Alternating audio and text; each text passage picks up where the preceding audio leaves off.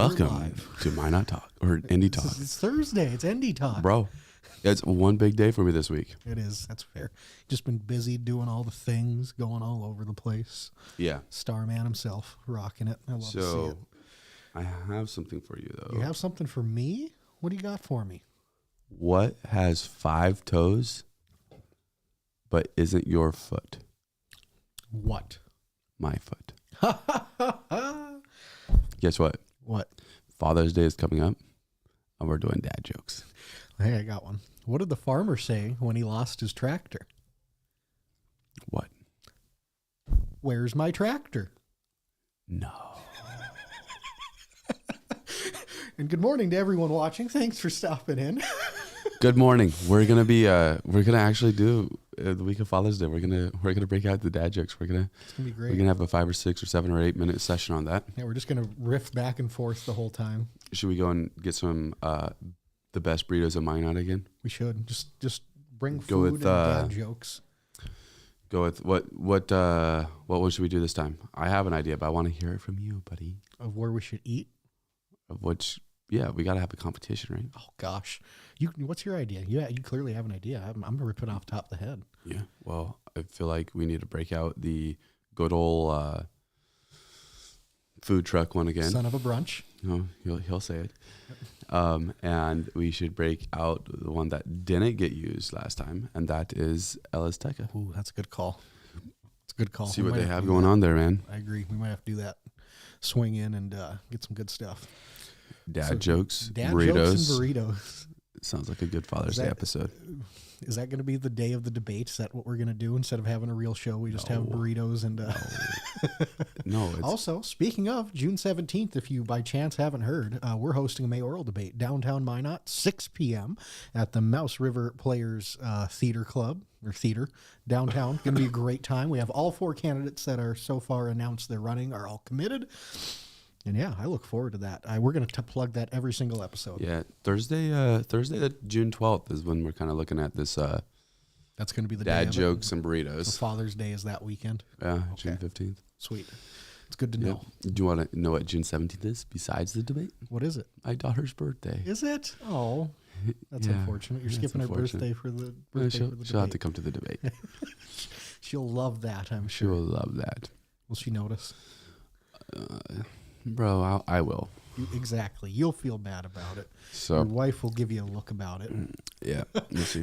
So all right. What are we going to talk about today, Jonathan? We got some big things on the agenda There's today. A couple things. One of those things is that there are some city police chief finalists for the city of Minot that have been revealed. Yeah, I can't believe we forgot to talk about this on Tuesday. I blame you. I take the blame. That's fine. It's definitely my fault, though. I accept the blame. But no, we have 3 finalists for the full-time chief of police role, and it sounds like they're going to have a public meet and greet next Tuesday. Are you sure it's not Wednesday? It might be Wednesday. I thought it was the 21st. Or 20. Is it 27th or 28th? I thought it was the 27th. Gotcha. It is Tuesday then. Yeah. Okay. Good. See, I know what I'm talking about. Good sometimes. Job. But it's going to be at Public Works was on the 21st. That's what I got mixed up with. And that was Wednesday. That was last night. Yep. But yeah, next Tuesday at City Hall, they're going to have a public meet and greet where everyone's able to question the candidates. You're going to show up and just grill them? Well, I'm going to show up. I don't know if I'll grill them. I'll probably say hi. Just ask them some most brutal questions. If you were chief of police last fall. No. Kyler's feeling loose. You told me to start grilling them. So well, I didn't say you had to start right now. But we have 3 candidates. 3. Break them down. One of them, the one that we all know best, is the current acting interim chief, Mr. Dale Plessis. Yes, that surprised me a lot. Did it? Because I feel like there was always the option was left open. I didn't feel that way. Did he? I felt like he was gonna. Well, this is how I feel about it. Nobody cares how I feel about it, but this is how I feel about it. You had very firsthand interactions. What's your interpretation? I don't know about that. I'm not trying to throw him under the bus that way. No, not in that regard at all. No, I'm just saying how you interpreted the situation. The whole timeline of events, the whole situation. He wasn't even interested. He was barely interested in being interim chief. Mm-hmm. But then it was almost like the people wanted him to. That was what was essentially conveyed to us, and so he stepped into that role. Mm-hmm. And mind you, I mean, if you go back to this moment, there was another alternative in the room that council had said, we know we are going to not go with Plessis. And there was some potentially behind the scenes conversations that happened with city manager, but city manager made his recommendation based off what city council wanted. Yeah. And then they override him to go with Plessis. And it's like, great, you're going to be interim, and then we'll go and look for a national candidate. Yeah, because the feeling was that we've got to reset the department, but perhaps it'd be great to still have somebody internally to lead us in the meantime. Yeah, that was the perception. That was, in my opinion, that was the message I was hearing. Maybe that wasn't the intended message. No, I think that's fair, especially from the recommendations that the city manager put forth at the end of the investigation. I mean, it was straight, and like you said, at that one city council meeting, he brought a guy from like West Fargo to be the interim chief. He was sitting there, and then lo and behold, city council didn't even give him the opportunity to state his case. Yep, flips the switch and goes the other route with it. And which again, I don't think Dale's done it. He's done as good of a job as I think anyone in the situation. It is not a slam at Chief Plessis at all. It's more of a confusion towards the collaboration between the city manager's recommendations and what the city of council has been going towards. It was this was a apparent, I don't know if disagreement would be the right word, but just not being on the same page between city manager and city council. And I don't even think it's the city manager's fault on that, to be clear. No. Felt like it was city council said one thing, and then when it was time to make the decision, they went a different way. Like day of kind of thing too. Yep. It felt like that. Who knows? At least week of. Yeah. There was obviously, I'm sure, conversations in the weekend leading up to it, but it felt, I mean, I know when I was there, I was shocked that it happened. I had no thoughts that was. And that's a lot of the public side. Again, there's internal stuff that happened. Yeah. And they'd been aware of what was coming, but again. So now that brings us to now, and it's like, okay, now for a finalist, you have Chief Plessis, and again, probably would do a fantastic job as chief. Not the problem at all there.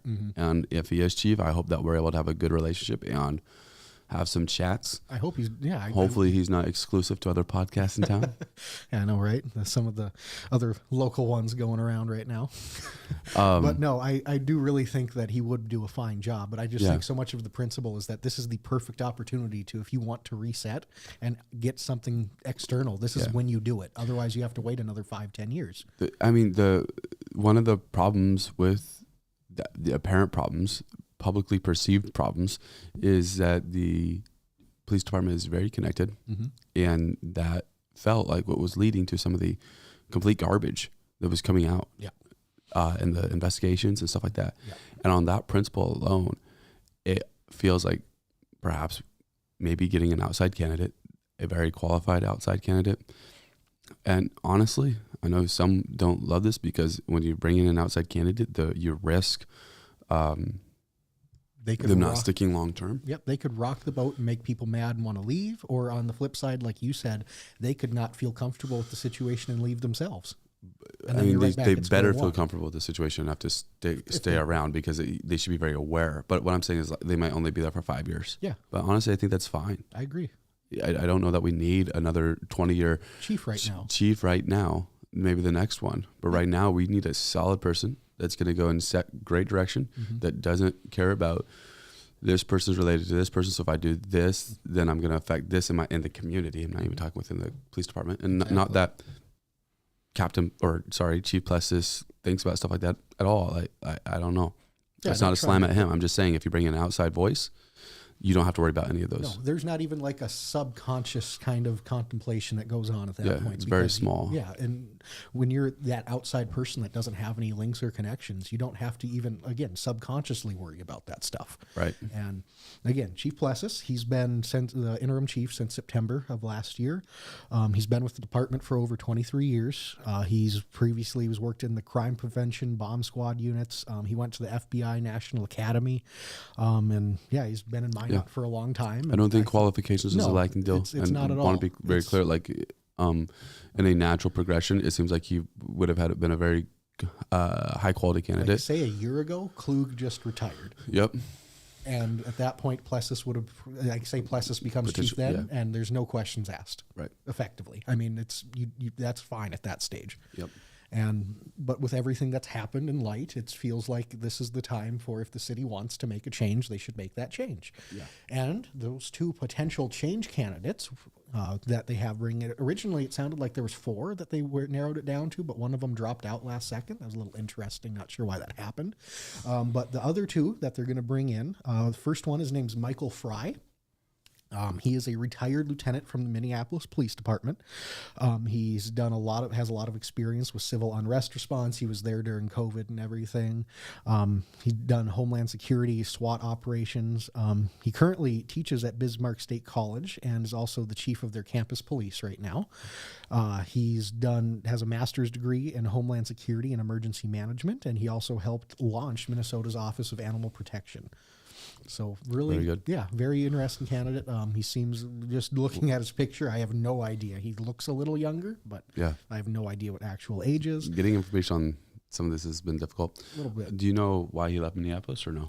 I didn't dive in enough to figure it out. It said, from all I can tell, he retired, but also digging in, it looked like there was a couple of incidents of things, but Gotcha. Can't guarantee it's the same person and everything. That's a remotely popular, common name. So can't say anything specifically on that. Would have to do a fuller deep dive into it, and maybe after next Tuesday we might. Yeah. Then the third guy, his name is Edward A. Organ Jr. As soon as I saw that, I thought Coach O from LSU. Yeah. Ed Oregeron, but no. Right. That's only because you're an LSU fan. Go Tigers. So. Boo. You guys don't even know how to spell go. Geaux, baby. Anyways, Crazy. Oregon currently serves as chief of police in Lake Hallie, Wisconsin. So has the experience, and he has done it. Is doing it, excuse me. He's a 23-year veteran of the U.S. DEA.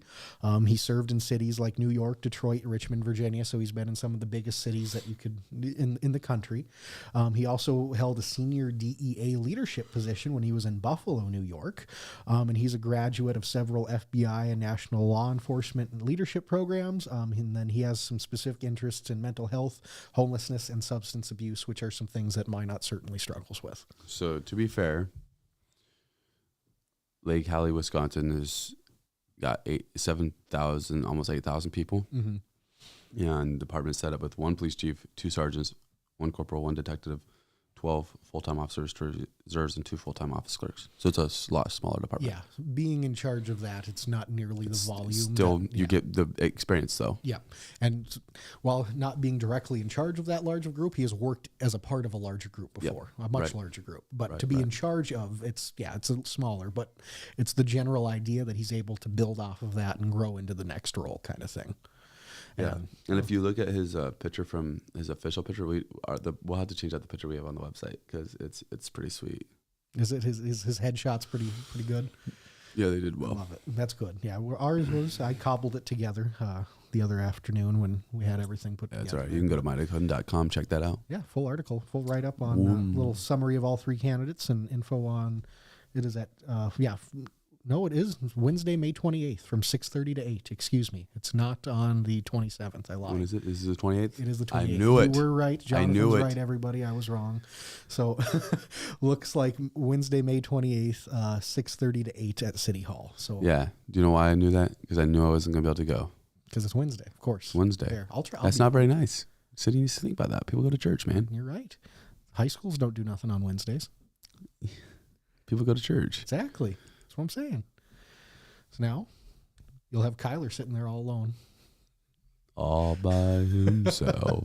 No, I look forward to it. It'll be I think it'll be a good evening next week. I hope a lot of people show up. I feel like the more people we have, the better. Not just a good show for the new possible chiefs coming in to show that we want to support them, but also for the most questions that can be asked as possible. Yeah, absolutely. Absolutely. Yeah, that's going to be interesting. I don't know. I don't at this point have no opinions on who should be the one. No. But I lean towards the original recommendations, but see what happens. I don't know the specifics. We're not privy to any of the interviews, right? Anything past like the summaries that we were given from the city and doing a quick Google search of the guys. Yep. Doing our own research. That's called research, buddy. Yes, doing our own, yes, the proper terminology. Yes. Yes, while our own independent research has verified these are real people. Dude, this show is off the rails today. Oh, Sorry, fine. guys. We'll get it back on track. All right. Moving on.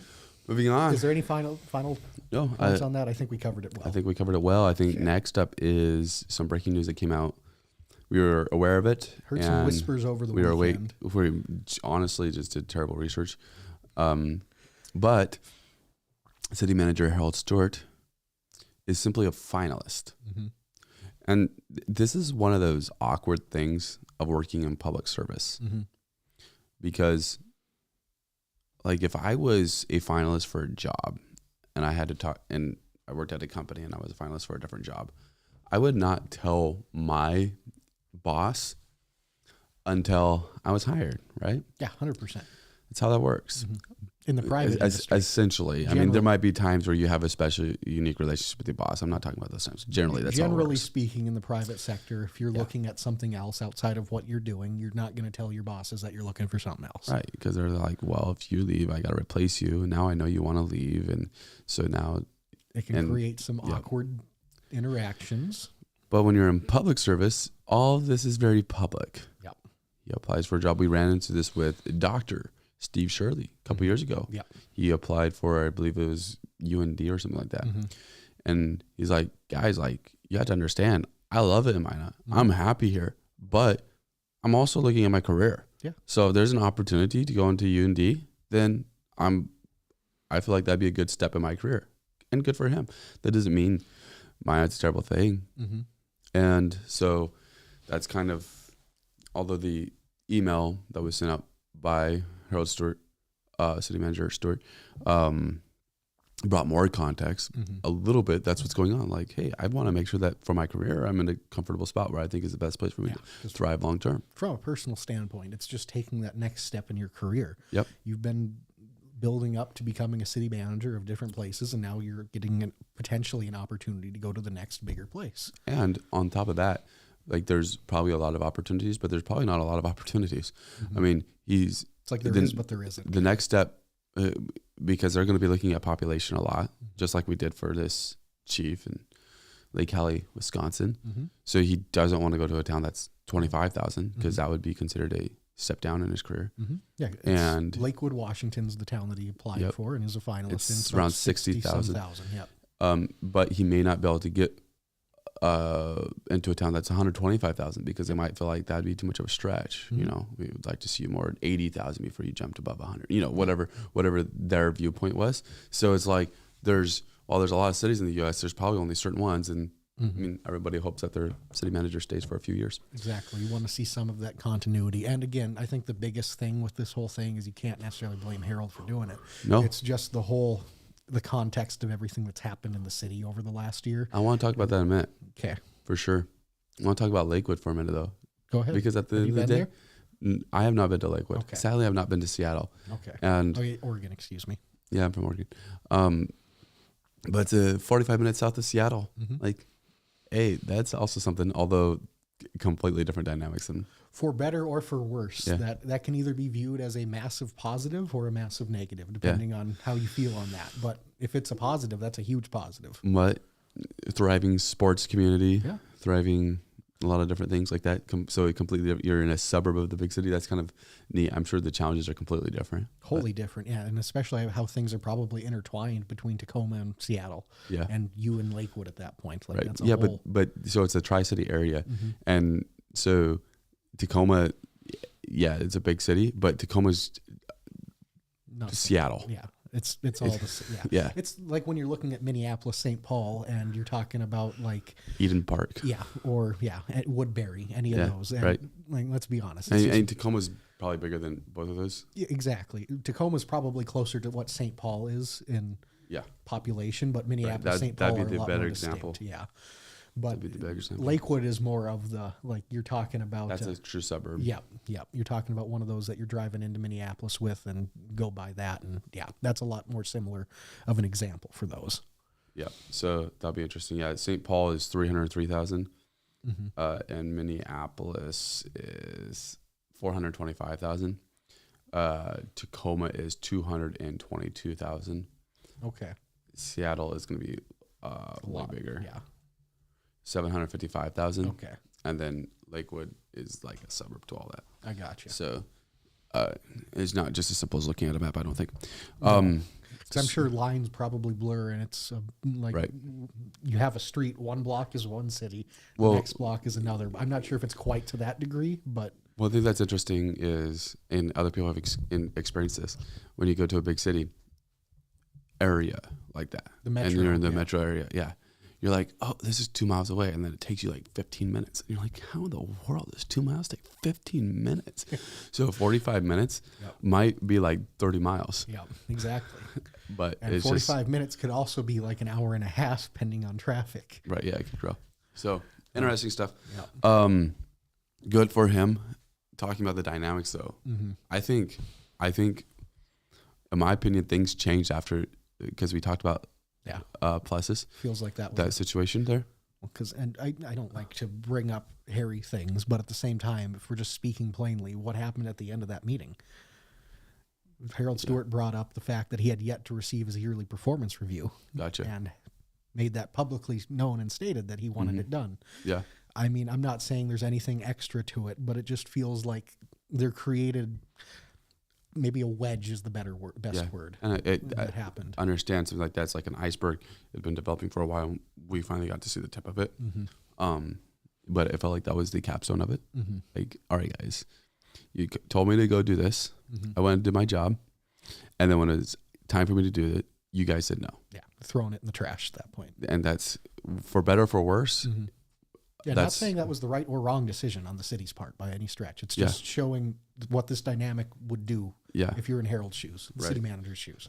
And of course, it's all speculation on our side, which is kind of weird. But yeah. I mean, that's half of what we're doing is the talking heads of this. We're wrapping everything together, trying to push some of the pieces together. Right. When we aren't positive of the specifics in the background, we have to use context clues and piece some stuff together. And when you have those things happen in a very confined period of time, it really feels like there's more to it. Yeah. So And- definitely very interesting there. Mm-hmm. And we continue to watch it, especially through budget process. Obviously, being a finalist, nothing like that, none of that's going to move fast. No, and So- even if he gets selected, it's not like he leaves the next day kind of Right. thing. There's going to be minimum timelines and things. I There'll know be that, processes. yeah, Lakewood's city manager doesn't retire till like the end of June or something, so it's not going to be an overnight thing. But Yeah. also, if that does happen in the summertime, all of a sudden now we're looking for a mayor, a city manager, and potentially a chief of police still. Yeah. And so that brings me to the next point, I think. What's that? Well, if we have no mayor Mm-hmm. and we have no city manager, should we look at combining those two roles in some way? Oof, that'd be a tough one. It's a hot take. That is. That'd be a tough one. I'm not sure Not that I saying- agree with yeah, that. Yeah, But Just- because right now we live in a community where the mayoral role is very public facing, mm-hmm. holds no teeth. You'd Or have holds no more teeth than the rest of the city council. yeah, right. But for a mayor position, it holds very little teeth. Yeah, it's the weak mayor role. So it would suddenly go and become very more involved position. Yeah, it would be Obviously, completely change the candidates. the strongest, most centralized mayoral seat in the state.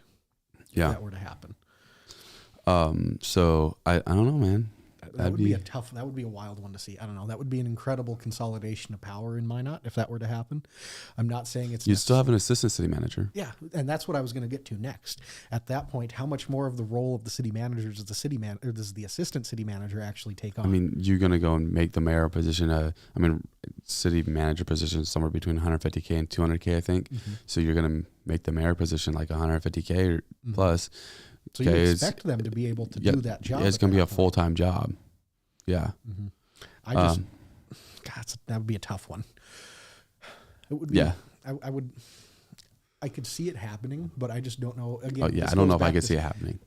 I was going to say, I just don't know if I can see Minot being the first place to do that. I think this goes back to something we've talked that's about fair. a lot in the past. Does Minot want to be a trailblazer on something, does Minot want to follow the pack on other things? But like Fargo is pushing for a full-time mayor. Sure. That's something that's one of their discussion points right now. But I don't think that's replacing any city official. No. It's just saying we need a full-time mayor. Yeah, it may be giving them a couple extra roles, but not anything what this would be compared to. It's not that we're going to necessarily see an example somewhere else. That's true. In North Dakota on that. That's It true. would be completely trailblazing even at that. Yeah, it would be wholly unprecedented. Yeah. And I don't know, that would be, again, that would be a very big consolidation. Would of it be power. good though? I don't think so, but I'm not. Why gonna not? Say, I don't. Gut feeling. It just feels like That's it's too. not I fair. know. Can't go speculate on a city manager's relationship with the city council and then go off How about gut this? feeling. If you have a new mayor in the role, I feel it can be troublesome at that point for the transitionary period as they get their feet wet and running, not only with the city manager role, but with the actual mayor role and doing everything with council and all of their committees. When you have someone that you would have to, at that point, you would have to make sure that you have a good assistant city manager, which we do, you could be able to rely on a lot in that interim period for the first year of someone's mayor point. So you're saying at transitionary periods, the problem right now with the current setup is that, well, all right, let me take a step back behind. Like you run to the same spot at governor. Mm-hmm. Like the same principle as governor. You don't have a GM for your state and then you have a governor that comes in and just talks, right? Mm-hmm. And is just shaking hands and trying to be the face of North Dakota. That's not what happens. Yeah. You have a governor that says, hey, I'm going to do this. And people are like, no, I don't trust you. Mm-hmm. Or, yeah, I think you'd be a good governor. Like, so it's the same concept, just at a city level. Yeah. The current setup, the citizens of Minot have very little say in how the city's run. Yeah. Because we vote for our council people and they give a lot of direction and that's a lot of say, right? And you vote for your mayor position and he gives, he's one of the 7. So he gives as much as the next person, right? Mm-hmm. Only extra step he has is he runs the meetings. He's Right. the one that's at the chair gaveling. Right. So potentially he can silence some matters or allow more matters to live. But it's a minute difference. Minute difference, right? And so then we have to trust them to hire the person that actually runs the city, which is the city manager. Now, again, council, we've seen it with the budget process last time. We've seen it in previous years where they'll give, like they still make a lot of decision, but this would give more control to the citizens of Minot on the, and again, going down this road, it's really, we're just talking about it. Yeah. It's not even that I truly feel like this would be the We're best thing. speculating on what could. It's like, if we're talking about it, it could be brought up by other people. yeah, but I will say this, we're running into a lot of problems right now. Yeah. And do we need to take a deeper look and say, is our setup actually working right? Sure. That's fair. I think that's a fair question to try to reassess everything on. Is this the right way forward? Because if there is a time to make a change, right now could be that time. Yeah. Again, there's no guarantees anything happens with Harold. Right. But if something does and he's to progress his career and we're to be in the position we're in, again, not advocating for it, but if there's a time to do it, this would be the time. Yeah. Yeah. Right. Absolutely. This would be the time to do it. And let's see, a couple of the comments that are coming in, if I can get my computer to work right.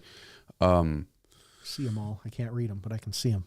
There's so much going on. Minot, plus waiting for another 7th council member. Yeah. We'll talk about that more. Corey Long, first and only full-time mayor in the state. Yeah, that'd be crazy. Lisa agreed, Kyla, it's nice for everyone to get time to adjust their position and establish relationships with everyone, it's a huge point there. Everything is happening all at once, and that's added stress after recent events. Absolutely. So I don't know. I'm just, I don't know. It's good conversation. It's good, but I'm more like, how are we? What's going? And I understand that part of it is just a lot of dynamics, but we have a lot of change all at once right now. There is, and that needs to be looked at. That's the thing. And part of it's the process. I mean, the council. If you wanted to make maybe an aggressive take, it'd be that all this happened. It's not just as all happening all at once. It's happening since the last election. Sure. Yeah. At the very least, since last fall, which was right after the last election. Right. Yeah. So it's interesting how all these things start popping up. And again, we're in such a transitionary period right now. It's really weird to try to determine how it's going to keep playing out from here. Yeah. With the election, with the mayor process, with the chief process. It's just, I don't know. It's interesting. We're going to take a quick break. We'll be back. This is Indie Talk at the Dakota. In the demanding world of oil and gas, precision, safety, and efficiency are non-negotiable. Unmanned operator drone services revolutionizes how you monitor, inspect, and manage your operations. With cutting-edge technology and expert operators, we deliver real-time data, detailed reports, and actionable insights for our valuable clients. Why risk the safety of your team or waste precious time? Our drones access even the most challenging areas with ease, reducing downtime and enhancing safety across your sites. We take the guesswork out of your projects by offering LiDAR, mapping, and inspection services so that your projects stay safe, on budget, and on time. Unmanned operator drone services, where technology meets safety, precision, and efficiency. Contact us today to elevate your operations. Enjoy Minot's finest authentic Mexican cuisine with a view at Mi Mexico. The rooftop patio is open and ready for you to enjoy a margarita or other cool refreshment along with genuine mouth-watering Mexican entrees. Mi Mexico, South Broadway. All right, we're back. Great salsa in New Mexico. Have you been yet? Have I been ever? Of course. I didn't say ever. They have some of the best chips and salsa in town. You know the context I was talking. Yes, of course. But no, I love that we were going down a rabbit hole. Yeah, it's a rabbit hole. But overall, we need good leadership. That's a blanket statement. That's not even implying we don't have good leadership now. But right now, we really need to focus in making sure that we get solid leadership in the mayoral role. And we get police chief role gets the best candidate chosen. There's no rush on these things. No. Well, there's on mayor race, but also they gave, if I'm not mistaken, at the original recommendations, following the investigation, it was a 6 to 12 month period for the interim chief, and then that 12 to 18 months on when we should expect to see a new full-time chief. So we're barely at the short end of when everything could start being resolved. But that changed after we got the pluses, yeah. I think it expedited everything at that stage. Do you think, is there a chance that they don't pick any of these three? Or do you think that it's one of these three? Yeah, I mean, that's, pure speculation. Yeah. I think it's one of these three. Okay. I think the only thing that changes that is if one of them withdrew. Sure. And then they're like, well, we'd like to have three. Mm-hmm. At least 3 finalists instead of the potential that started with 4. And now we're at, I think that's reasonable. Now, next point we were going to go down, that follow-up to we touched a little bit, Lisa mentioned it in the comments, and we touched a little bit about this on Tuesday with Sean Sitma. This is a huge point, though. What happens to the council after the mayor's elected? And the different possibilities. I think we should touch all the possibilities of what plays out for who's elected and what happens. Yeah, so correct me where I'm wrong here, but is it no matter what that spot is going to be reelected? So let me provide more clarity. If a member of council is elected to mayoral, and so then let's just assume that's appointed. And so it's someone gets appointed into the other role. That holds only to the next general election, correct? So whether Fuller wins or Janser wins or Pittner wins, which they have different terms. Yeah. It's all voted on again in the next election. Yes. From everything I've gathered, that's how it works. If it's a special election, does that change?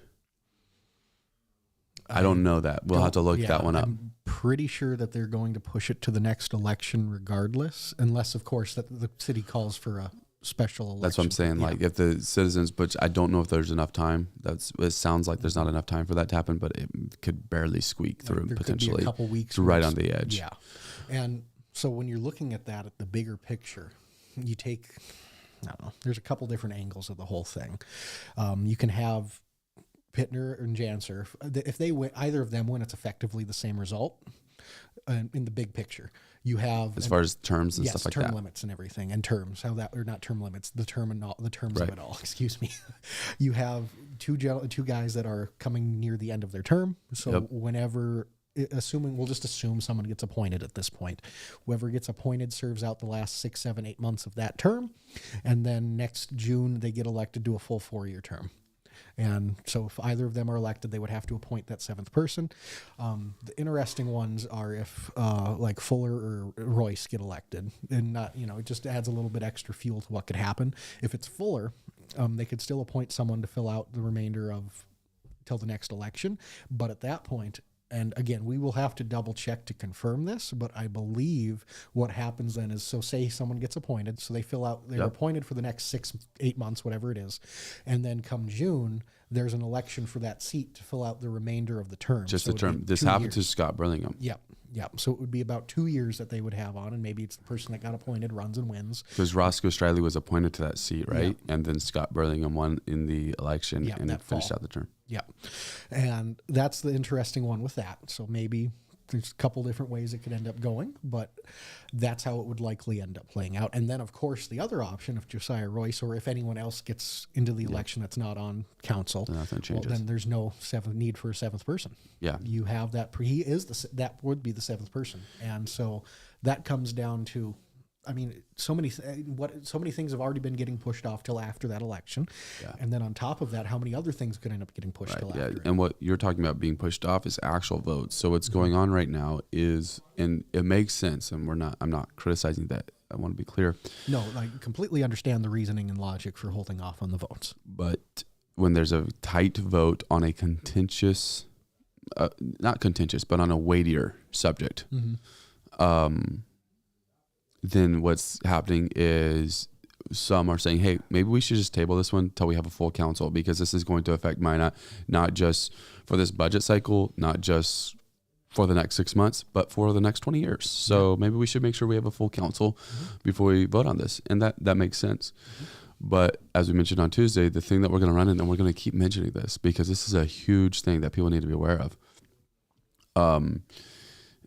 As we continue to do this, there's going to be an insane amount of pressure on the 7th person, especially if they're in a council appointment where the citizens of Minot do not vote for it. So there's going to be politicking that goes on. It's a natural thing that It's will part happen. of the game. Yeah. And I understand council is going to do their best to make sure that it stays a clean process, but politics are politics. We're talking about it. Personal biases will always come into play at some point, regardless of how objective someone wants to be. And then you will, just go with the next highest vote getter after the last election. So that's Mike Geeton. There's going to be sides that are going to be hitting him up so hard. Yeah. Just campaigning the one guy. It's the closest to DC will ever get. Yeah. And especially in this next year period that we're in. Yeah. Like, this is as close as it's going to be. Because people will be saying, hey. And this is especially so if one of the 3 council members win the election. Right. Yeah. This is especially so if the council members win the election. If Josiah wins it, obviously he becomes that 7th person. He becomes a deciding vote on it. Deciding vote at that stage. And in our candidate interview with him, then we will be asking him about some of the tabled motions that will be coming up in September timeframe, and saying, hey, how are you going to vote on the liquor license? How are you going to vote on flock security? And I believe that we've already seen how he'll vote on those things. Say, yeah, at the very least with the flock, I think we can assume how we'd vote on that one. But Yep. I think it would be really, I can't wait for your interview so we can get some actual in-depth reasoning for it too, especially for the liquor license stuff. I look forward to hearing about that. Right. And so that continues to go forward. A lot of what we're talking about can double as either, whether it be Royce or the appointed person. A lot of these parallels are similar. Yep. So you have the arguments now. And again, I don't like playing it like this. It feels like it's oversimplifying the matter, but you have 2 sides pulling against each other, trying to pick a nominee. And maybe they try to go the easy route, and they, like you said, they just go get the highest vote getter from the last city council race. It's not just the easy route. It's this thing that provides, I really like that approach, but I also understand if you get into a deal where the top 2 said they didn't want to do it, and then like, okay, well, are we actually, this wasn't the intent. The intent was the next highest one. So I understand that there's also a bad side to that. Yeah. But, And again, that person has to want to do it too. Right. They have to accept the nomination. They have to accept the role. And nice thing is it's only less than a year. Less than a year through winter. Yeah. Exactly. It's over winter time at that point. By the time you get appointed, school is already in session. So if you have kids, a little less to worry about with that regard, or more, maybe depending on sports. But that's a whole different line. So again, now you're in winter time, and by the time you don't have to technically run again if you don't want, or this gives you a great opportunity to figure out if you really do want to do this again. And my thought is then, if say they don't go that route and they just take applications for it like they did the last time, and they have to pick someone. Yeah, that's gonna be crazy. Yeah, if they have to pick somebody off of applications, that will be crazy. Yeah, that's going to be the interesting, really. And again, I think there's a lot of good positives for why they would pick that next highest vote getter. But again, if they don't go that route, I think it's gonna. There's such a bigger can of worms is opened at that point, because now you have to find someone again and that each side agrees on. Yeah. And, Yeah, because you're going to have to get out of the 3-3 lock. Yeah, you have to get some way. You have to find someone that's acceptable to 4 people. Yeah, and I can guarantee that each side will have a couple first options, and I can't guarantee this. When you say each side, you're going off of these 3-3 votes that we've been running into. Yes. Because naturally, honestly, and we're not saying we actually have a pretty good council. Yes. I'm sure there's politicking that goes on. I love the dynamic of it generally. Yeah. So, not trying to imply any nefarious things that are going on. No, not at all. Not in that regard. But human nature says that you're going to want somebody, like whatever side you are on of the 3-3 vote, you're going to want somebody that's going to agree with you. Yes. Right? You want the like-minded person. Yeah, at least on those two. Exactly. At this point, 2 subjects. Yes. And that's where I'm saying, like, where are they going to find? So is there a way to filibuster that all the way till the general election? Hypothetically, I guess. But then what happens with the budget? If there'll be, what do you mean? What if there's a 3-3 vote on finalizing the budget? Yeah, well, they're going to have to figure that out. They got to have a budget. I guess, I bet in theory there is a way to do it, but I guarantee they come to a compromise. You think that they find somebody? Yeah, I think so. Is that somebody going to be you? You'll say, I'll vote whatever this means. Yes on liquor license and no on flock. I will vote with neither party ever. They're not parties. Either, and you have to vote on those 2 subjects. I will abstain from every vote. How about You're going to abstain from both those votes? No. I wouldn't Could apply. you believe that? If the new person comes on and just says abstains from all tabled votes. Abstention. That'd be incredible. That would be an epic little side of it all. Yeah. Present. Oh, I love it. But no, it's a big thing that we're going to keep following along as the rest of the summer plays out for sure. Yeah. Something else big happened or is happening. What's that? You've been working on something with Dunseith. I have been. I might have overhyped a little bit of when I was going to end up releasing it. I may have teased It's on me some. I'll take a portion of it. I won't take the full, but I'll take a portion. I overhyped it. I jumped the gun. Yeah. But also, it's just a heads up for everyone that's wondering. It is fully ready and it is fully releasable. We're just waiting on me. And I'm not saying that, but I did. Fair enough. But don't you agree? We got maybe not yesterday, but today maybe. Hey, there. Now you're saying it. I got you to say it. So we've received comment from, I think we've given them tonight a full week via email to respond to comment, and since Monday morning to reply back if they haven't. So. Basically, very comprehensive deal on some stuff we found with the Dunseith, a Dunseith connection, and we touched on some of it with Senator Kent Weston last Thursday. Yep. And again, I don't want to go too in depth because you really need to read the article. It's an incredible. Yeah. Kyler's calling his own work incredible. Well, I was going to say this is the most proud of something I think I've done. This is the best piece of journalistic work better I've be done good since I've been here. Better be good. I think it's incredibly. It sheds light on and raises a lot more questions. Yeah. So basically, the reason to delay, we reached out for comment. That was one of them. Also, we just wanted to make sure that everything was clear and there was top shape. Yep. Right. So, we've been working on some of that stuff. We began to get into conversations. It looks like there's a potential that there might be follow up to it. Yep. So I fully plan, assuming that I get the responses back that I've been promised, I fully plan to do a follow-up article to it. So going to be some good stuff coming from Dunseith. Expect that soon. Yep, expect that soon. Maybe today, maybe tomorrow, maybe not. We're planning on having it out by the end of the week. There we go. Something could change that, but I don't anticipate it being changed. That's fair. I will support that point. Yeah. So yes, be on the lookout for it. Some new links, connections in the whole Dunseith debacle situation. And it actually, at this point, like if you didn't buy into the whole idea of it being a debacle, this one capstones that. It's like there is a debacle going on up there. This is not, and I know this is shots that we're firing, but I don't mean it that way. It's not a deal of like declassified, or maybe someone else had it as Dunseith Gate, maybe a little bit on that line. But I think honestly, it's just a debacle. Like there's just a lot of things that just were dropped that were not done as clean as people thought they were done. And like just a teaser for you. So we've talked about it before. The company that was working inside the facility Hofer's Inn, called Chiptronics, in 2019, they were listed as a manufacturer for a company that was applying for grants. So there was a company that was a company. Yes, or Company A. Company A was applying for grants Through the state. And the Chiptronics, called them Company B, was going to be a supplier for them, or they were listed as a manufacturer. Going to be the manufacturer for Company A. Yep, and an auxiliary partner in this grant. And they were part of this proposal to get this grant. Yes, and in this proposal, and that was done in July of 2019, they listed. It was said that Chiptronics was expected to add 93 jobs by 2023. So Company B, Chiptronics, was going to get 93 more jobs because Company A was going to apply for a grant, and there's going to be this waterfall effect. Yep, give them manufacturing work. Lo and behold, when we look into it, just one of many things that's interesting.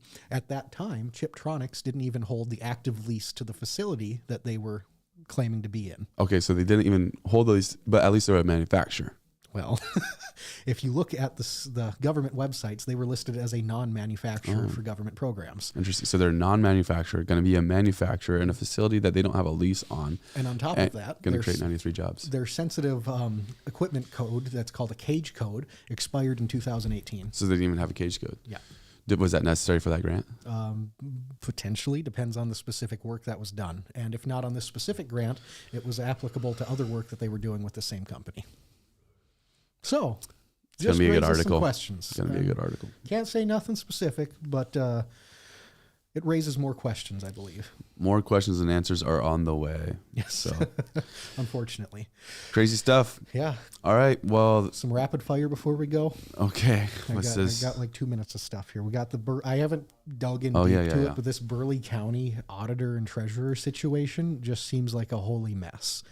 It seems like the guy was maybe in a little over his head when he got into the position, and he has made enemies with the state attorney and a lot of people within the county government in Burleigh. I don't know a lot of the exact specifics, but they are working to now separate the auditor and treasurer role, and the guy that's in it they're now trying to get him not just recalled but ousted by the governor, which was something that we talked about a possibility of happening in the mayorship in Minot if nothing ended up playing out the way it did. Yeah. So it's interesting to see this parallel happening in Bismarck with something that we could have seen happen in Minot. And my biggest takeaway, if the guy is incompetent or not, if I were him, I wouldn't want to. I'd be done. I'd be done dealing with this. I'd resign, say, fine, I'm done. Yeah. But I can't, I wouldn't blame him even remotely at this point. Yeah, it's crazy what's going on. I haven't followed that closely at all. Yeah, I'm just Dustin Gowrow has. Yes, if you want the in-depth on it, Dustin G done a fantastic job. He has, but unironically, he has done a fantastic job on this whole situation. He's covered it in depth. I've only just since where pretty was much the yesterday. irony in it? Like, why would it be irony? I don't know. Because you're like unironically. Seriously, how about that? Okay, seriously. Better. Sorry, I'm using my Gen Z slang on you there. Unironically, we're going to end this show today. I know, as seriously as possible. On a serious note. That's an interesting one to follow. I'll definitely keep a passive eye on it just to see how it plays out at this point. We're not gonna be your in-depth coverage for it, but it's really, and again, so much just because to see a modern day governor possibly remove someone from their position would be Yeah. something that hasn't happened in decades at this point. I think since the 80s. Yeah. When a Kyler's always, right, unironically, Kyler's always excited for new history to be made. Yes, that's what I love. I as bad as it might sound, I love that we were able to be a part of reporting on the mayoral situation that happened. I mean, Yeah.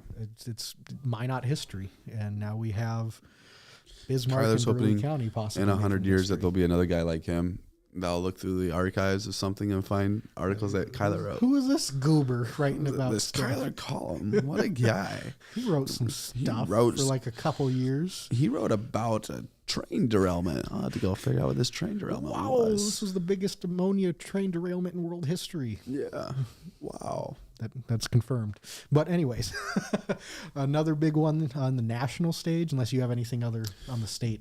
Unironically, there's something else that Dustin Galro put out about local control battlefield opens. Yep, you sent me this morning. Yeah, so something with the PSC. So we'll be looking to that a little bit. But again, dude, state stuff, Dustin Galro's your guy. Yeah.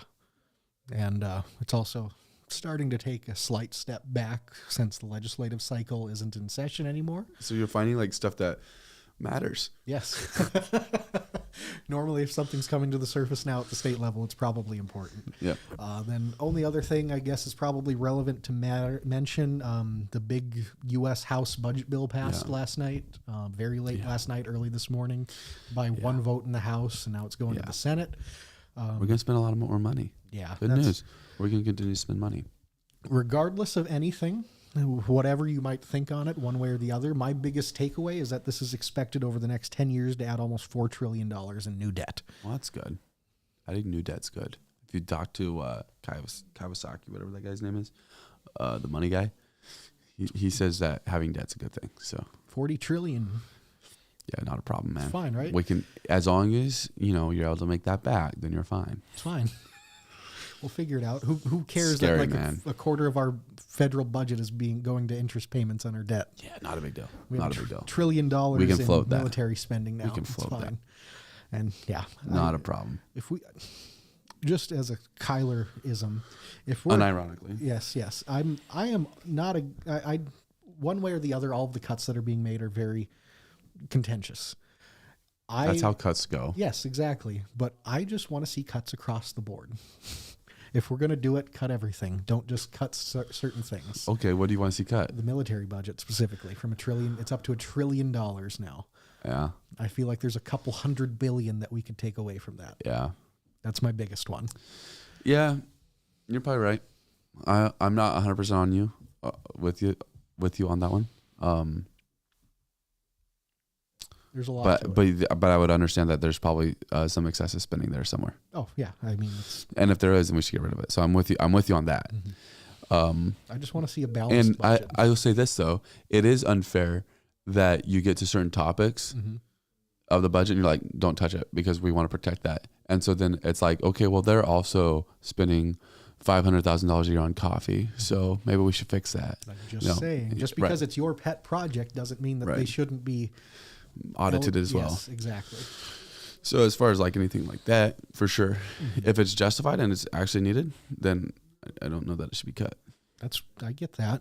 So. I don't know. I just want to see a balanced budget. That's all I ask for. But I'm of the type, and this will, who knows? Who cares what people think of me at this point? And we're in deep at this stage. We're 54 minutes in. I kind of feel like in the next, well, we're a year in Yeah, a year at this point. Yeah. So yes. I'm at the point where I kind of feel that war is probably inevitable in the next like 10 years would be the long game. Like there's probably going to be war. So, and I feel like our military potentially in some areas potentially has fallen a little bit behind. So No, I so don't long know. as these military jets keep crashing the way they do with whatever Yeah, it might be because of their gyros. who gyroscope knows? issue may or may not be adding to it. Yeah, probably Who knows? not. But who knows? I don't know. I don't know nothing. I'm not smart like that. I'm not smart like that. I'm pretty much dumb. I just know some things, and some things make me ask questions. After like 6 months, I finally figured out the audio issues. So Exactly. And then another 4 months, and we got the camera fixed. yeah, it took us like a year to get the camera's money. But now we're good. We're matching in white. We're rolling Yeah, it's strong. your fault, dude. I was here first this morning. I was gonna wear white. I watched the Daily Brief and I was like, all right, I'll wear that. I believe it. Yeah. I can see you doing it. Yeah, totally, man. Totally. All right. Anything else? That's a wrap. Unironically, that's a wrap. Yes. It's my new word, dude. I'm using it all the time. Good, I'm glad. It's going to make you so sick of that word. I look forward to it. I already had a cousin that I lived with like 5 years ago make me sick of it, and then I passively picked it up. So, What's epic about the word is you don't use it necessarily in context. I know I don't. I just throw it out there. You just throw it out there. It's just my slang. It's a Kylerism. How is this? When was this going to be ironic? I mean, if it happened, it'd be kind of funny. Yeah, but it's still not. Never had a chance of being ironic. And on that note, I think that's it. That's it. That's all we got today. That's all we got today. Okay. Look out for us next week. Yeah, we'll throw a. We're gonna have a guest at least one of the 2 days next week. Are we? Is that what you decided? I'm speaking it into existence. Okay. If Kyler says it, it's probably true. So just go with it. Except when it comes to posting things. Don't forget, mayoral debate, June 17th, coming up, Mouse River Players Theater, 6 p.m. doors open. 7 p.m. debate start. First hour's like a walk around, meet the candidates, eat some hors d'oeuvres, finger foods. Yeah, we'll figure that out. It might just be Little Debbie's, but we'll see what happens. Still hors d'oeuvres, right? Yeah, it counts finger foods, right? I'm kidding. We'll have it better than Little Debbie's. 7 p.m. Debate begins. Going to be live streamed on the Dakotan channels. But if the live stream goes down because of technical difficulties, we care, but we don't care. We'll have it out the next day. Yeah. Because we want you there. We want people in person. We want to pack the theater if we can. It'll be a blast. We did a walkthrough earlier this week. It's going to be so much fun. I agree. And one of the cool things with it too, I really look forward to trying to work out a way where we can get some community questions in there too. We're going to have a way to do it, but the finalized version isn't set in stone yet, but I really want to find a fun way where we can get you that's in the audience live with us to interact somehow. Yep, absolutely. We will figure out a way. But thank you for watching this episode. And on that note, stay tuned. Ironically, on that note, stay tuned for a forum where you can begin to submit topics or questions that you want to have asked at the debate. So very good. Thanks for watching this episode and have a great rest of your Thursday.